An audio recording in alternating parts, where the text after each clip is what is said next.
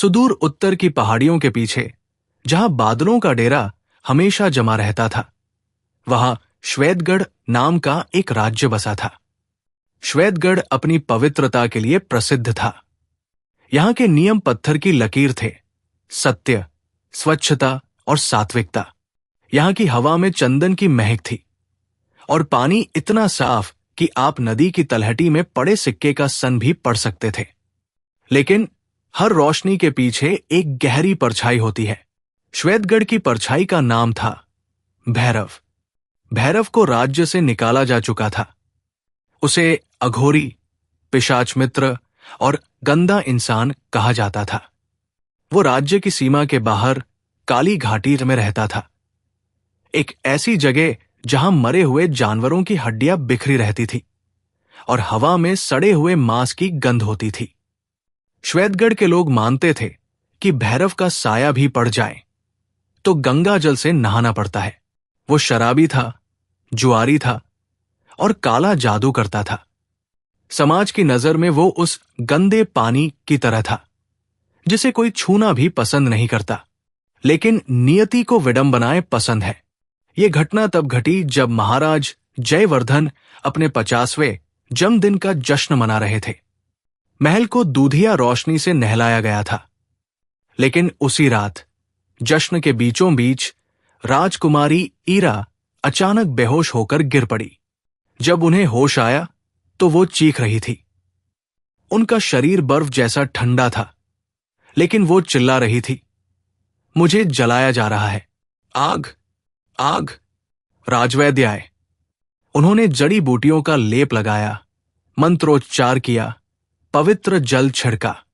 लेकिन जैसे ही पवित्र जल राजकुमारी की त्वचा पर गिरता, वो भाप बनकर उड़ जाता।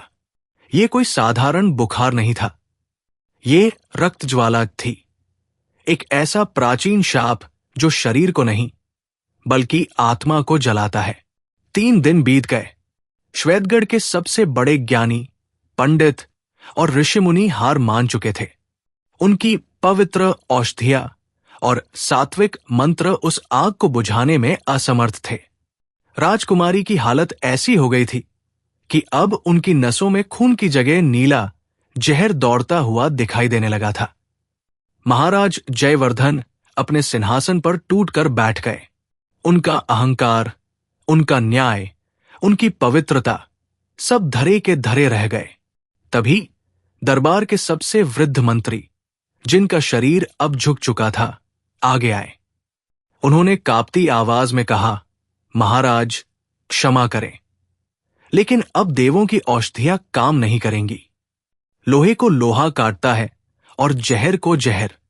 हमें उसकी जरूरत है। महाराज की आंखों में क्रोध और विवशता दोनों थे। भैरव, उस नीच को मेरे महल में बुलाओगे जो श्मशान की राख में सोता है? वृद्ध मंत्री ने सिर झुकाकर कहा, महाराज, कहावत है कि पानी चाहे कितना भी गंदा हो, जब घर में आग लगती है तो वही पानी आग बुझाने के काम आता है। गंगा जल कम पड़ गया है, अब हमें उस गंदे नाले की जरूरत है। मरता क्या न करता। राजा ने आदेश दिया। सेनापति अपनी टुकड़ी के साथ काली घाटी पहुंचा। वहां का माहौल श्वेतगढ़ से बिल्कुल उल्टा था। यहां सूरज की रोशनी भी मटमैली लगती थी। झाड़ियों में अजीबोगरीब कीड़े रेंग रहे थे और हवा में एक नशीली, भारी गंध थी। एक पुरानी गुफा के बाहर आग के सामने बैठा एक शख्स कुछ अजीब सा गा रहा था। उसके बाल जटाओं में उलझे थे, शरीर पर भस्म और कीचड़ का लेप था और हाथ में एक मदिरा का पात्र। ये भैरव था। सेनापति ने नाक पर कपड़ा रखते हुए दूर से ही कहा, भैरव, महाराज ने तुम्हें याद किया है। राजकुमारी के प्राण संकट में है। भैरव हंसा। उसकी हंसी सूखी पत्तियों के चरमराने जैसी थी। अरे, पवित्र लोग अपवित्र के द्वारे? क्या हुआ? तुम्हारे भगवान छुट्टी पर है क्या? सैनिकों को गुस्सा आया, लेकिन वे मजबूर थे। भैरव ने अपनी मटमैली आंखों से सेनापति को देखा। जाओ, मैं नहीं जाता। मेरा साया तुम्हारे महल को गंदा कर देगा। सेनापति ने घुटने टेक दिए। वो मर रही है, भैरव। वो बच्ची है। उसका कोई दोष नहीं है कि वो उस महल में पैदा हुई। यदि तुम नहीं गए तो इतिहास तुम्हें केवल एक शराबी जादूगर के रूप में याद रखेगा। लेकिन आज तुम्हारे पास मौका है यह साबित करने का कि तुम्हारी विद्या, तुम्हारी गंदगी में भी जीवन है। भैरव ने एक पल के लिए अपनी मदिरा की बोतल को देखा, फिर बुझती हुई आग को। उसने एक गहरी सांस ली, अपना पुराना फटा हुआ झोला उठाया और बोला, चलो देखते हैं तुम्हारी पवित्रता आज कितनी काम आती है। जब भैरव श्वेत महल में दाखिल हुआ तो दरबारी पीछे हट गए। उसके कपड़ों से बदबू आ रही थी और उसके पैरों के निशान संगमरमर के फर्श पर कीचड़ छोड़ रहे थे। रानियां नाक सिकोड़ रही थी। राजा जयवर्धन अपनी कुर्सी से खड़े नहीं हुए, बस घृणा से उसे देखा। मेरी बेटी को बचा लो, तुम्हें जितना धन चाहिए मिलेगा, लेकिन मेरे महल की किसी और चीज को हाथ मत लगाना। भैरव ने राजा की बात अनसुनी कर दी। वो सीधा राजकुमारी ईरा के कक्ष में गया। वहां अगरबत्तियों का धुआं इतना घना था कि दम घुट जाए। भैरव ने सबसे पहले खिड़कियां तोड़ दी। हवा आने दो, वो चिल्लाया। तुम लोगों ने पवित्रता के नाम पर उसे कैद कर रखा है। राजगुरु चिल्लाए, ये तुम क्या कर रहे हो? बाहर की हवा दूषित है। भैरव ने राजगुरु को एक धक्का दिया और राजकुमारी की नब्ज टटोली। रक्त ज्वाला, ये किसी बाहरी दुश्मन ने नहीं, तुम्हारे राज्य के अति अहंकार ने पैदा की है। बहुत ज्यादा पवित्रता भी कभी कभी जहर बन जाती है। गुरुदेव, शरीर में प्रतिरोधक क्षमता ही नहीं बची। भैरव ने अपना झोला खोला। उसमें से उसने जो निकाला उसे देखकर सबने अपनी आंखें फेर ली। सड़े हुए मेंढक की खाल, श्मशान की राख, धतूरे का जहरीला रस और एक काले नाग का विष। रुको, राजा चिल्लाया, तुम मेरी बेटी को जहर दोगे? भैरव ने राजा की आंखों में आंखें डालकर कहा, राजन, आपकी अमृत जैसी दवाइयों ने उसे यहां तक पहुंचाया है। ये आग है और इसे बुझाने के लिए मुझे गंदे कीचड़ का लेप बनाना होगा। अगर आपको अपनी सफेदी प्यारी है तो मुझे रोक लो और बेटी की अर्थी सजाओ, और अगर बेटी प्यारी है तो इस गंदे पानी को अपना काम करने दो। पूरा कक्ष सन्न रह गया। राजा पीछे हट गए। भैरव ने काम शुरू किया।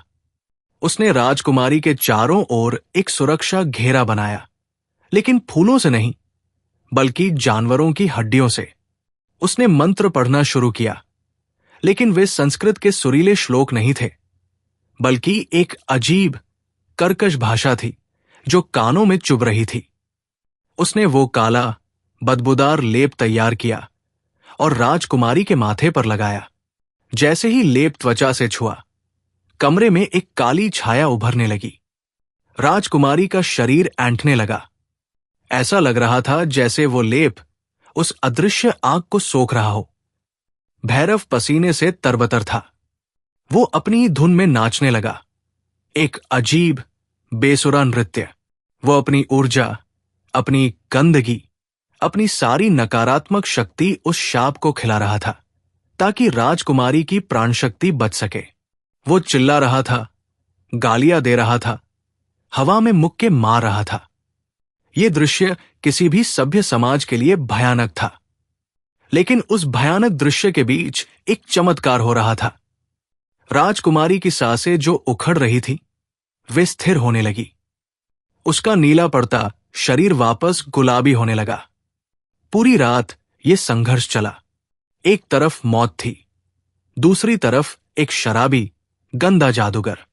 सुबह की पहली किरण के साथ भैरव फर्श पर गिर पड़ा। वो पूरी तरह निढाल था। राजकुमारी ईरा ने आंखें खोली। उन्होंने पानी मांगा। वो ठीक थी। राजमहल में खुशी की लहर दौड़ गई। राजा जयवर्धन दौड़कर बेटी के पास गए। रानियां रोने लगी। राजगुरु ने ईश्वर को धन्यवाद दिया। किसी ने भैरव की तरफ नहीं देखा, जो कोने में पड़ा अपनी सांसें दुरुस्त कर रहा था। उसका काम हो गया था। आग बुझ चुकी थी। कुछ देर बाद जब राजा का ध्यान उस पर गया तो उन्होंने एक थैली मंगवाई जिसमें सोने की अशर्फियां थी। राजा ने वो थैली भैरव के सामने रख दी, लेकिन उसे छुआ नहीं। ये तुम्हारा इनाम है, राजा ने कहा। तुमने जो किया उसके लिए धन्यवाद। अब तुम जा सकते हो। और हां, जाते वक्त पीछे के दरवाजे से जाना, ताकि प्रजा तुम्हें देख न सके। भैरव धीरे से उठा। उसने अपने गंदे कपड़ों को झाड़ा। उसने सोने की थैली को देखा, फिर राजा को। उसने थैली उठाई और उसे उल्टा कर दिया। सारी अशर्फियां फर्श पर बिखर गई। मुझे सोना नहीं चाहिए, महाराज, भैरव ने अपनी फटी हुई आवाज में कहा। तो क्या चाहिए? राजा ने पूछा। भैरव ने मुस्कुराते हुए कहा, बस एक सीख याद रखिएगा। आपने मुझे पीछे के दरवाजे से जाने को कहा क्योंकि मैं गंदा हूं। लेकिन याद रखना, जब आपके महल के पवित्र जल के घड़े सूख गए थे, तो इसी गंदे नाले ने आपकी कुलदीपक को बुझने से बचाया। उसने अपना झोला उठाया। आदमी बुरा हो सकता है, महाराज, पर बेकार नहीं। दुनिया को चलाने के लिए सिर्फ राम की नहीं, कभी कभी रावण की जिद और शिव के विष की भी जरूरत पड़ती है। अपनी पवित्रता के अहंकार में किसी को इतना मत दुत्कारना कि जब आग लगे तो कोई गंदा पानी भी उपलब्ध न हो। भैरव मुड़ा और मुख्य द्वार की ओर चल दिया। सैनिक उसे रोकने के लिए आगे बढ़े, लेकिन राजा ने हाथ उठाकर उन्हें रोक दिया। भैरव शान से अपने कीचड़ सने जूतों के साथ मुख्य द्वार से बाहर निकला। वो आज भी वही शराबी, अघोरी और गंदा इंसान था। उसने कोई महानता का चोला नहीं ओढ़ा था। वो वापस अपनी काली घाटी में जा रहा था। लेकिन उस दिन श्वेतगढ़ के राजा ने एक पाठ सीखा था। उन्होंने महल के नियमों में एक बदलाव किया। उन्होंने काली घाटी की तरफ जाने वाला रास्ता, जो बरसों से बंद था, उसे खोल दिया। लोक कथाएं कहती है कि भैरव फिर कभी महल नहीं आया। वो अपनी दुनिया में मस्त रहा। लेकिन जब भी राज्य में कोई ऐसी मुसीबत आती जिसे देवता हल न कर पाते, तो लोग चुपके से काली घाटी की तरफ देखते थे, क्योंकि वे जान गए थे कि जब सभ्यता की साफ सुथरी व्यवस्था जलने लगती है, तो उसे बचाने के लिए अक्सर वो इंसान काम आता है जिसे समाज ने कचरा समझकर बाहर फेंक दिया होता है। पानी गंदा ही सही, आग बुझाने की तासीर उसमें गंगाजल से कम नहीं होती।